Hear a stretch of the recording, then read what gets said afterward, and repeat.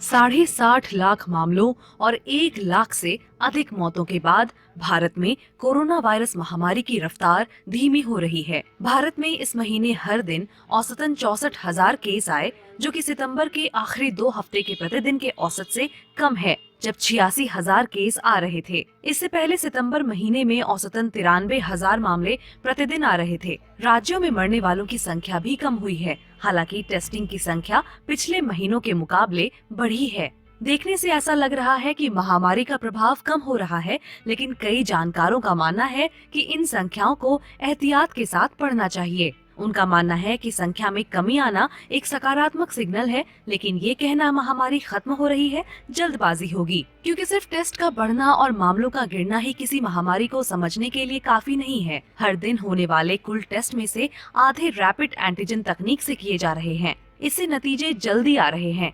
ये तकनीक किफायती भी है, लेकिन कई मामलों में ये सटीक नतीजे नहीं देती। कई बार 50% तक नतीजे गलत होते हैं। वहीं पीसीआर तकनीक से नतीजे आने में समय भी ज्यादा लगता है और ये महंगा भी है। देश के जाने माने वायरोलॉजिस्ट शाहिद जमील के मुताबिक संक्रमण के मामलों में कमी रैपिड टेस्टिंग के गलत नतीजों के कारण है या सही में मामले कम हो रहे हैं, ये कहना मुश्किल है। उनके मुताबिक इसका पता भी लगाया जा सकता है कि जब सरकार डेटा जारी कर बताए कि कितनी पीसीआर टेस्ट और कितने एंटीजन टेस्ट किए जा रहे हैं, तभी हर दिन आने वाले मामलों में तुलना की जा सकती है। Public health foundation of India के अध्यक्ष डॉक्टर श्रीनाथ रेड्डी के मुताबिक भारत में ऑन डिमांड टेस्टिंग शुरू हो गई है, जिसके कारण मुमकिन है कि बिना लक्षण वाले लोगों की टेस्टिंग में इजाफा हो।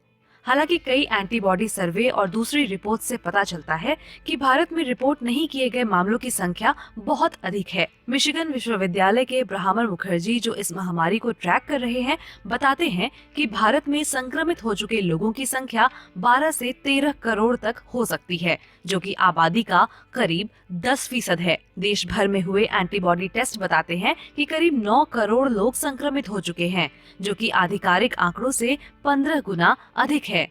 फिर ये कैसे पता चलेगा कि महामारी की रफ्तार धीमी हो रही है या नहीं? डॉक्टर रेड्डी के मुताबिक अगर थोड़े कम मामले भी रिपोर्ट किए जा रहे हैं, तब भी मरने वाले के 7 दिन का मूविंग एवरेज बता सकता है कि ट्रेंड गिर रहा है या नहीं। हमें इस पर ध्यान रखना होगा। महामारी के 4 मुख्य चरण होते हैं: स्पार्क, ग्रोथ, पीक और डिक्लाइन। साल 2009 में स्वाइन फ्लू बहुत तेजी से बढ़ा और जुलाई में पीक पर पहुंचा। इसके बाद फिर से बढ़ोतरी दर्ज की गई और अक्टूबर के अंत में एक और पीक आया। डॉक्टर मुखर्जी के मुताबिक सुरक्षा का ये एहसास क्षणिक और अल्पकालिक है। त्योहारों का मौसम आने वाला है और तब लोग एक दूसरे से ज्यादा मिलेंगे और एक सुपर स्प्रेडर इवेंट से वायरस का कोर्स 2 हफ्ते के अंदर ही बदल सकता है। इसलिए जरूरी है कि हम एहतियात बरतते रहें, मास्क का इस्तेमाल करते रहें और हाथ धोने की आदत को जारी रखें और भीड़ भाड़ से